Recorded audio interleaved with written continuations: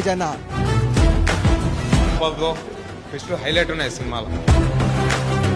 చాలా బాగుంది మూవీ అయితే, ట్విస్ట్ అయితే చాలా బాగున్నాయి. ఇలాంటి మూవీస్ అయితే ఆడాల్సిందే. బ్యాక్గ్రౌండ్ బీజిఎం అయితే మాత్రం గూస్ బంప్స్ వచ్చాయి.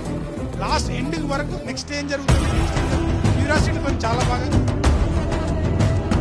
నా వెయిటింగ్ ఫర్ పార్ట్ 2 సినిమా అదిరిపోయిందన్నా.